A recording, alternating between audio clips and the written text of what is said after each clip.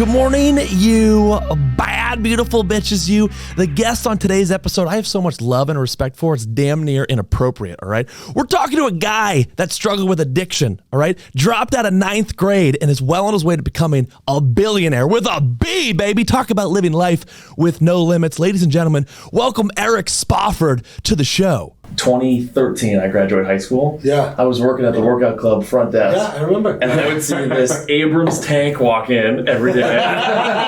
Sir, do you mind skating in for me? We're done. Just go. And at the time, too, because this is 2011, 2012, 2013-ish in there. Yeah. And then... We were working on heavy back then. Yeah. And you'd come in, and then, no joke, a decade later, this is probably 8 months ago to a year ago, you pop up on my TikTok. I'm like all in on all things TikTok. Yeah. And so Colin and I were born and raised in Salem. Yeah. And then grew up, went through like the whole Wyndham School District and stuff. Yeah.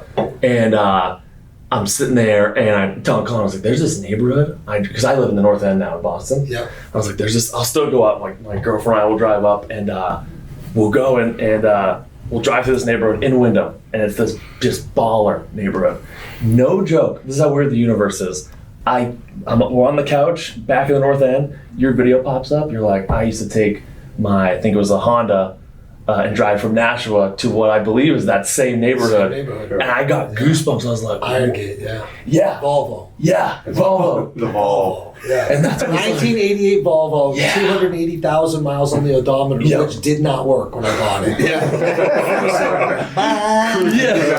$400. Yeah. man. That's because I was like, this is. Yeah, man. It's crazy, right? It's unbelievable. And then I was like telling Ashley, my girlfriend, was like born and raised East Boston, just like Hardcore. thug. Yeah. She's and I was like, I saw this guy every freaking day, like a decade ago, and then here he pops up 10 years later. It's nuts. On just this like. It's crazy, right? How The is- journey is wild. Yeah. I'm seeing you in 2011, 2012, 2013. Yeah. That's you're coming out of, you're going into sobriety at that time. Is that right? No, dude, this is it's you see people talk about it all the time, like success and all that stuff, and like overnight, like, bro, at that time I'm hand-to-hand combat this thing every day. I got sober in 2006. Really? Wow. Yeah, then December 7th of 2006, and so in a couple weeks here, that'll be 16 years of sobriety and recovery for me. Started. Congratulations. Yeah, that's amazing. Thank you. Yeah. Yeah, it's crazy to think about, dude. When I was 15 years old, I was like, I'm never going to live past 21, let alone stay sober, let alone have this crazy life. Right, It's all just kind of like surreal. But, and so at that time, I opened the state of New Hampshire's first sober house in 2008. Saved up money working construction, nights and weekends, bought a modest little 3-family building in Derry, and moved in there and lived there from 2008 to 2010 with 11 guys. And so by 2011, I had moved out. I was growing that business.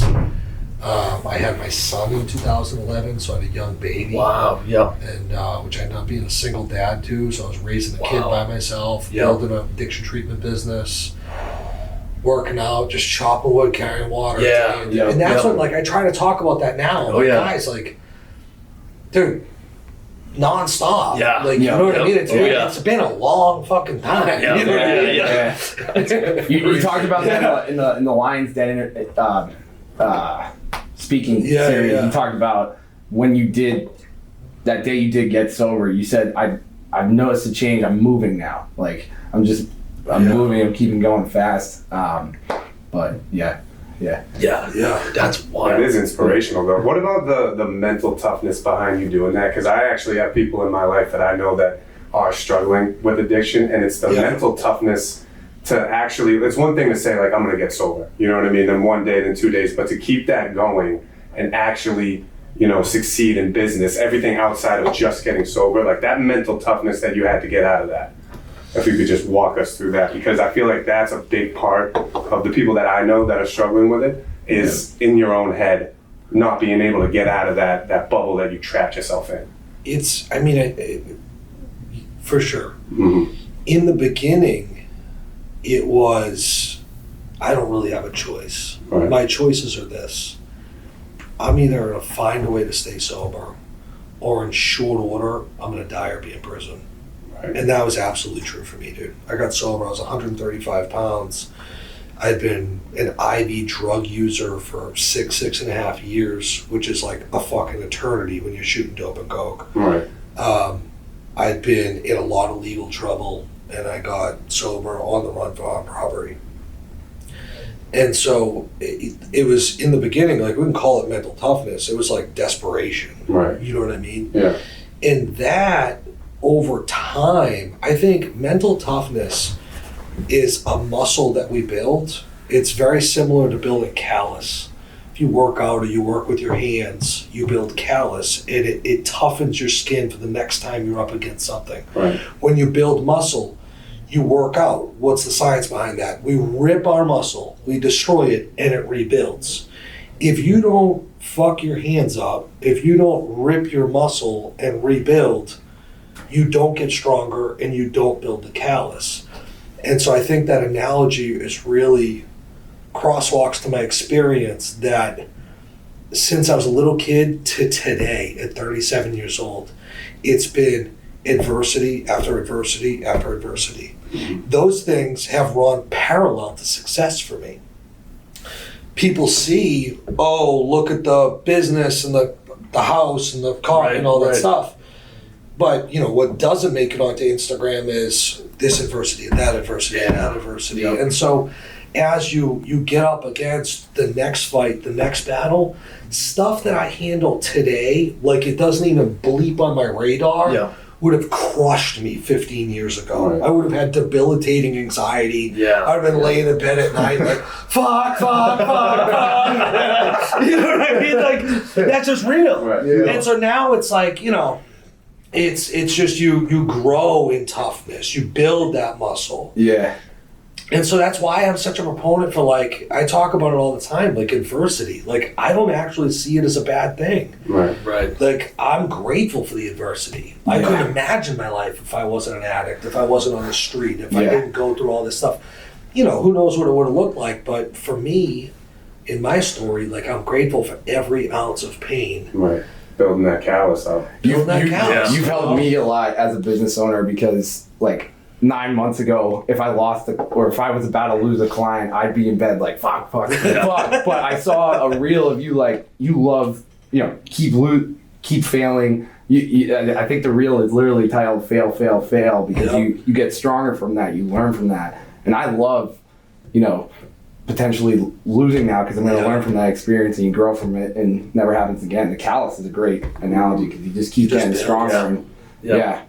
We were talking with Laura before this too, how social media is such a noisy space. Yeah. And everyone has this story to tell. And for probably 85% of people, that's all. It's just airy story that's half truth, half made up. But to find something I love about your content is finding the guy who's been through the trenches. Right. Yeah. And now it's almost like you tell it from a decentralized command, like, hey, this is what's happening on the front line. I'm a massive, like, Jocko fan, so I can slip in that and dichotomy of leadership. Am I right? It's amazing. It was one of the deciding factors about building a personal brand and deploying content and telling my story, which I've always told publicly. But there's a difference between speaking in front of a crowd and putting it on the internet every day. Right. Which is there's a ton of fake out there. Yeah. So much fake, and you know, there's on a lot of things. Fake isn't one of them. Right. I've been never been accused of that. Yeah. Keep it to real. And then B is there's just a lot of bad advice. Yeah. You know what I mean? Yeah. There's just a lot of fake, bad, artificial advice. Right. Like, if you haven't been through it, like, you probably shouldn't teach it. Yeah. Yeah. Type of thing. 100%. What do you have? Something I love about your content too is, especially in today's market, nowadays you got the NFT gurus, which 6 months ago they were I make the fun of cannabis. them all the time. Yeah. I've been seeing that. I'm like, where are you guys with your pictures of your fucking monkeys? My followers are like, pew! that's the one. I saw that. I was in tears. I was like, yes. I was like, fucking Eric. Let's go. Not the same way. That is awesome. What would be someone in today's market who hypothetically is just starting out with maybe 100, 150,000 liquid? What would be your advice to scale that money? What would you do with it? I think that, I mean, not new news to anyone. We're in a recession. Yeah. The environment has changed.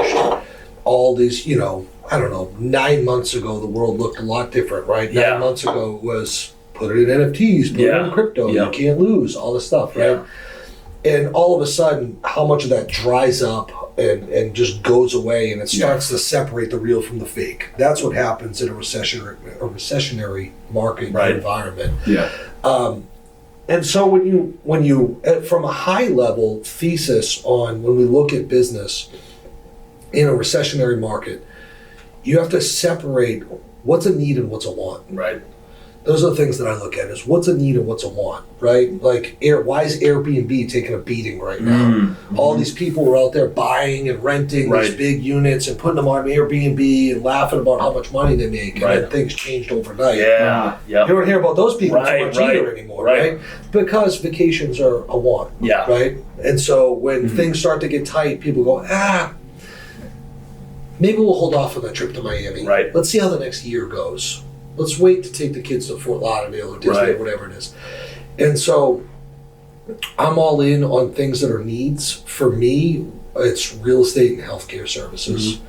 If someone had, 150 grand sitting around liquid, I'm all in on real estate and cash flow. Yep. And so I really like just what I'm doing right now is affordable housing in areas of the country that are, one, landlord friendly, and two, have a business climate that's available. Like right now, my average cost per acquisition on a home is $72,000. Wow.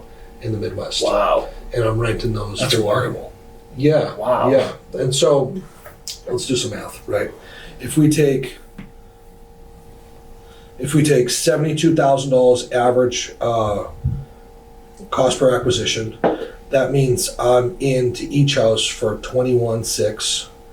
If I have $150,000 divided by $21,600, I'm in for about 7 houses. Yep.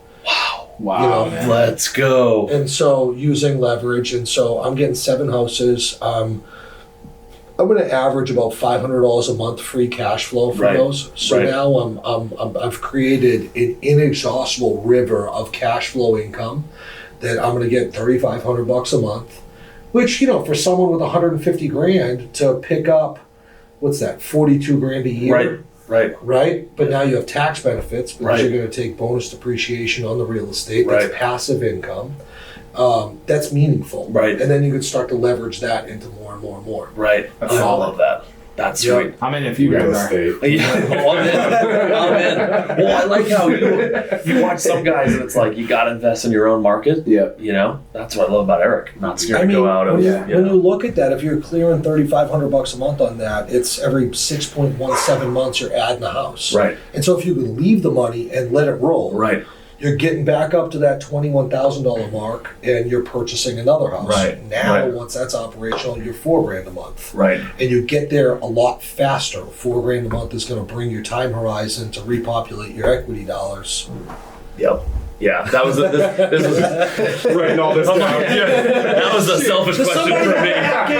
You guys got that right? That was a very selfish question for me. Hypothetically, if a friend had perfect. That is just creating the cash flow. Yeah. You know what I mean? Yeah. Creating the cash flow. Yeah.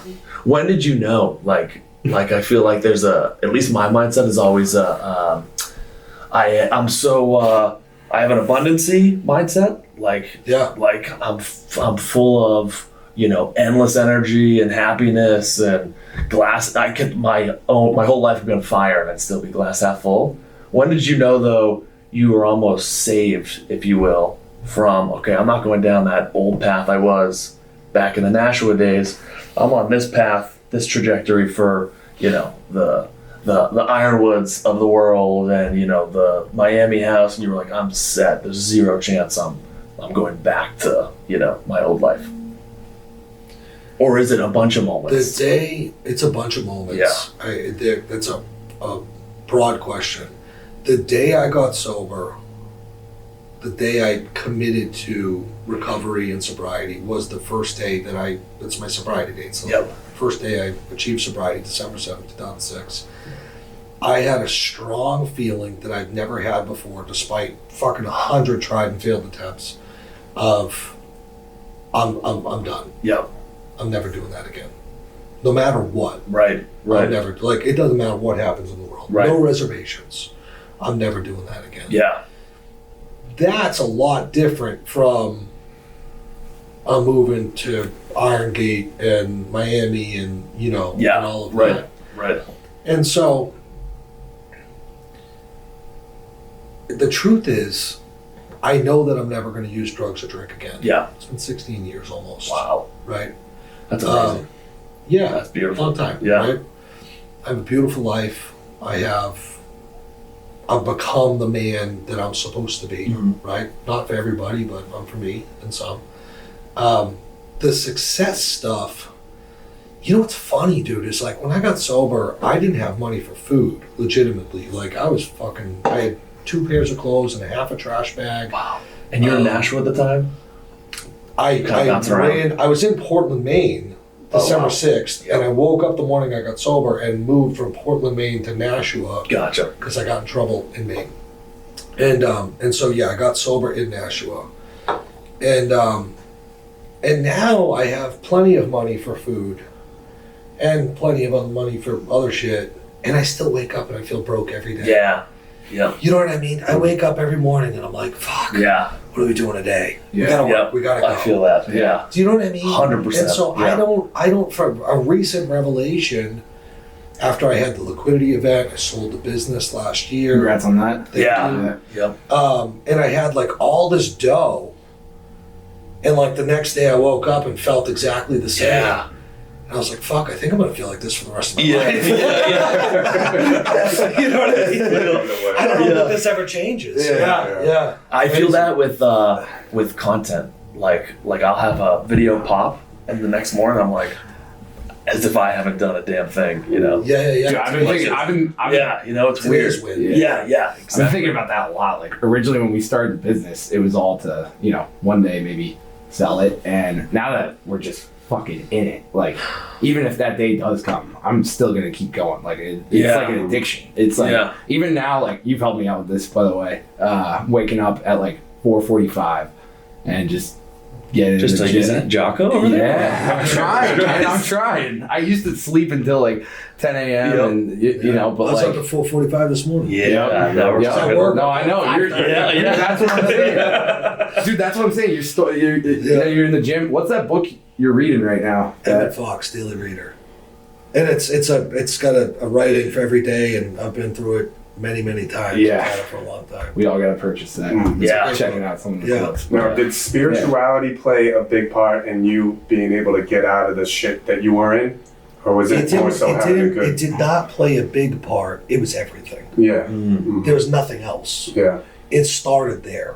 And, you know, because addiction, I think, is misunderstood. And addiction, a lot of people would look at me and look at others like me and say, oh, he's got a heroin problem. Right. And what people really didn't understand, and what I didn't understand, most importantly, was that I had a soul problem. I had a me problem. Heroin was just a great solution. Right. You took heroin away from me, and I'm as uncomfortable and fucking crazy as I've ever been. Right. Catch me on a bag of dope, and I'm having a great time. Right. Yeah. You know what I mean? Yeah. The problem was when I didn't have heroin. So how do I adjust to that? And spirituality was the fix for that for me. Yeah, I think that was when we were talking Yeah. about it, and we mentioned that. That's what hit it for me too, because spiritual in ourselves too. Yeah, And and it's encouraging hearing that and refreshing, because not a lot Do of you know people what's- will admit It's it. not talked about enough. do you know, well, that's what I was just going to get to. Yeah. So, you know, I make this decision in like, dude, I know who I am, but I'm such a weird mixture of like, I've been through fucking hell and back. I'm an entrepreneur. I'm like the spiritual guy. Like all these different identities. You know what I mean? I'll fucking kill you, but let's bring it. like all this shit. And so, how do you finding my voice in a personal brand in hitting across all these verticals was tough. At first, I was very heavy on entrepreneurship because it is a strong side of who I am. But it's not an all-inclusive picture of who I am. Right. And so the jet, the car, the house, the business, the tactical business advice, all of that, that's cool. More recently, I started going, this is such a large part of myself. Like, and I think that I hadn't been sharing it with Instagram and whatever because it's so personal to me. Yeah. But then I was like, well, it's so personal to me, but fucking why not? And so I just started going all in and sharing more stuff about spirituality and personal development, transformation, and just real authentic stuff that has worked for me and that I practice and I believe in. And the response has been enormous. Yeah. You know what I mean? Yeah.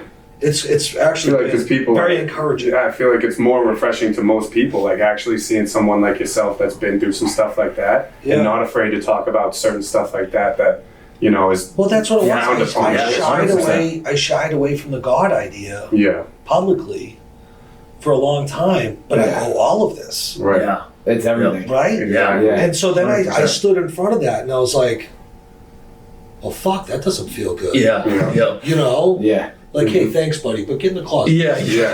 That was awesome back then. Yeah, hey, look at me, you know? Exactly. So, more recently, I've just started to put all of it together. And it changes. Like yesterday, I was in here, I was on my story yesterday talking about real estate. You can see on the whiteboard, like, I was literally, that's what I was doing. You know what I mean? So that's what we're talking about. Yeah. You catch me in the morning, we're coming out of prayer, meditation, reflection, reading, visualization, manifestation, my whole process.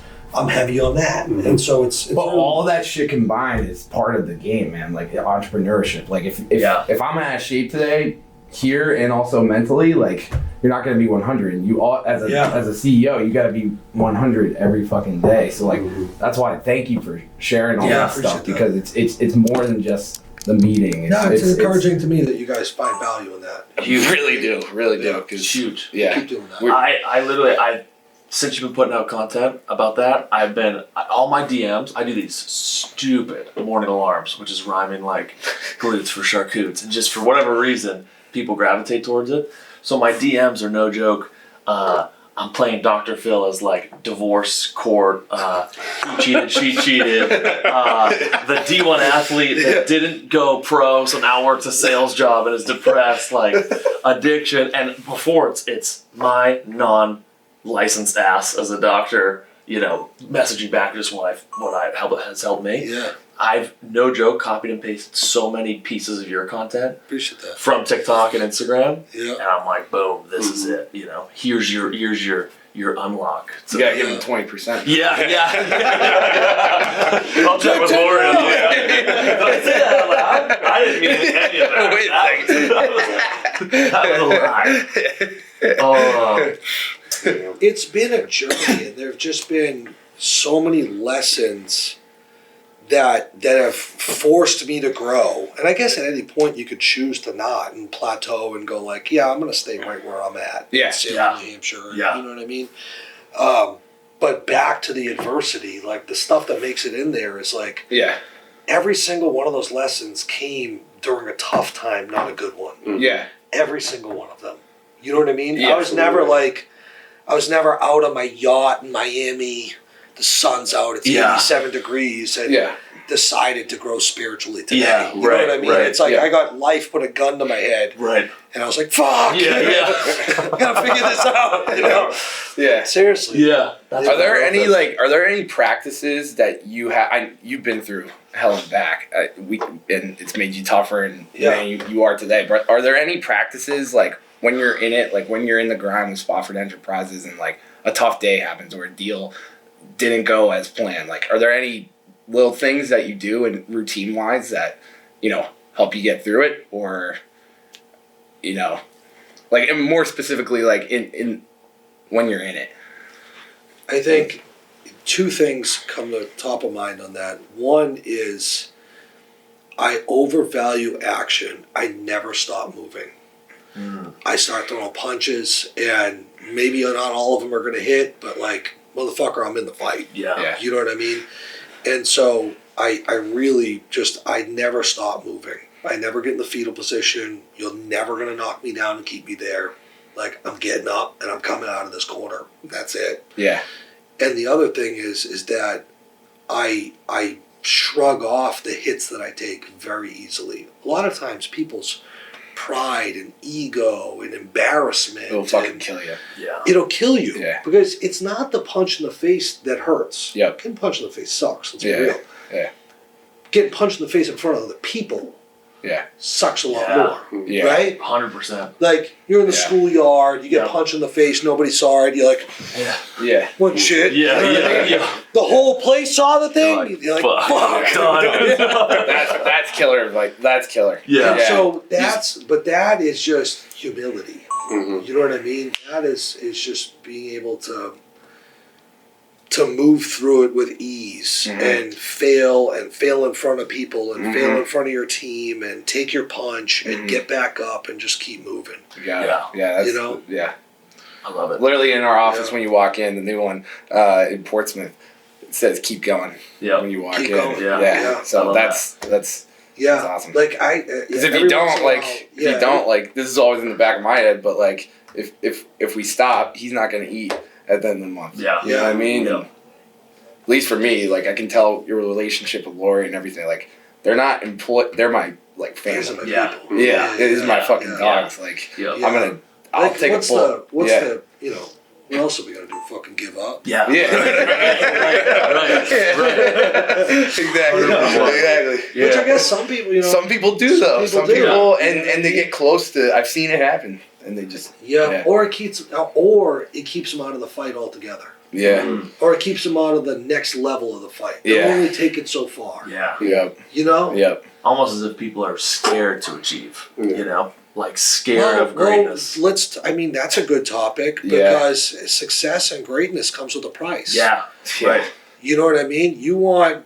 It's going to change your life. Right. And how it's going to change your life in many ways, but one of them is it's going to change your relationships with everyone that you came to it with. They're all going to change. Right. Yep. Right. And a lot of people can't stomach that. Yeah. A lot of people don't want to. Mhm. And frankly, I don't blame them. Yeah. You know what I mean? Yeah. You want to see your entire world fucking change? Go make $100 million publicly. Yeah. Puts a lot of stress on relationships. Takes a lot of character and a lot of heart for your friends to stand next to you and not have jealousy and envy. It's gonna weed a lot of those fucking Or ask people for out. something. Yeah. Yeah. Yeah. You know? Yeah. Or feel entitled and deserving too. Yep. You know? And then it's like, yeah, I don't mind helping you out, but like, But damn. why are changes you acting like I owe it to Yeah. you? You know what I mean? Right. Right. Yeah. 100%. How the fuck do I owe you Yeah. anything? You know what I mean? Yeah. Like, Yeah. Yep. Yeah. You know what I Big mean? time.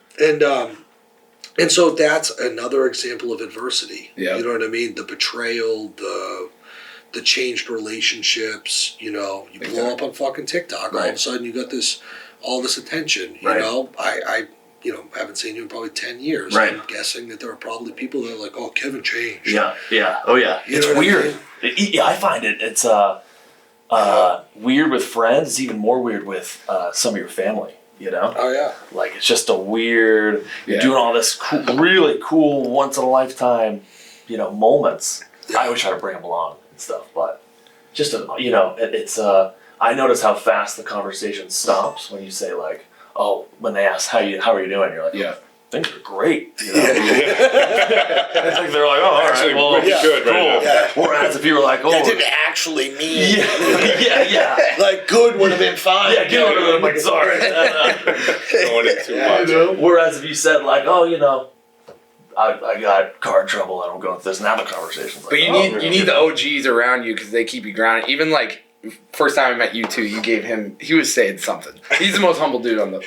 Yeah. It's It's because we were in a fancy restaurant and Colin's never seen the guy with a lint roller in the bathroom. Yeah. But Colin always gives him shit. Yeah. Yeah, he's Don't going go. all He goes, hard. don't go go Hollywood on me. You know, like What about the anxiety when you walk into the bathroom and you realize it has the attendee and he's got the cologne and the gum and the lint roller? You don't even smoke you cigarettes don't at your I don't have grandma anyway. any cash You on don't me. have any And you're cash taking on a you. piss and your It's so mind's like, fucking you odd. fucking loser. Like, this guy's gonna why. fucking hate you. Yeah. He's about to wash your hands for you. Dude, I was just. That's the worst. I hate those. Dude, that literally just Why happened is to me. this guy gonna be here? Yeah. Dude, I take credit too. I was at I'm like, Kiki on the River, like last week, and I walk in there, dude. This guy has everything, like every fucking. Come out of there with a pack of Newports you don't even smoke. Yeah. Yeah. Dude, why do I have like A-list gum, you know? And I got zero cash on me. Yeah. He gave me this death stare, man, when I Yeah, walked out of there. because So- you know he set all that up. Oh, yeah, But that's yeah, the funny just thing for is, you. though, is now going to like nicer Exactly. places like Oh, that. dude. That's Crazy. the worst. I wonder if they feel it on their side. They gotta be like, wow, I'm in here. Am I limp rolling this Hours. kid's back? Yeah. I'm hearing all kinds of sounds coming Yeah, from right. all three back there. You know, But just- imagine that being your job. Right. You put on a suit to go stand in a bathroom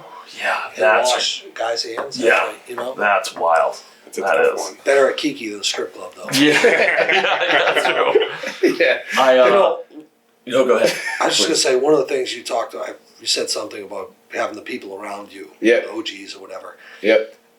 I think that you need 3 buckets of people. This is how I categorize Cam it. Newton talked about something very similar. Who? Cam Newton, I don't even know who that is. from the Panthers, who's just the Patriots quarterback. I don't know. I wish I followed sports. Yeah. Yeah, I'm working when you guys are watching this. Some of us have to work. You got to keep people that are further ahead around you. The people who are intuitively never going to be jealous or envious typically are people that are further ahead, and they can add an immense amount of value to your life. Your teachers, right? Right. And so, keeping this group of mentors and people that, have just accomplished a lot, you look up to them in business or who they've developed to be as a person. It doesn't have to be all money. It could be any area of their life that they're just like, fuck, I admire Yeah. that. Yep. Like, who do you admire?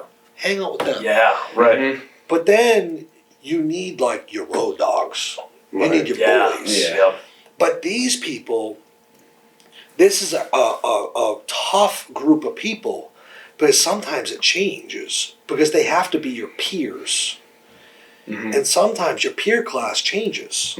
The people you grew up with, you've known your whole life, but when you aspire to different things and you want success and you want greatness and you want more for yourself, sometimes they don't come with you. Yeah. And sometimes you need, you love them and Right. told them, I'm not saying like tell them to fuck off, Yeah, but yeah. like you need these people that are on the journey with you. Right. Yep. They're your peers.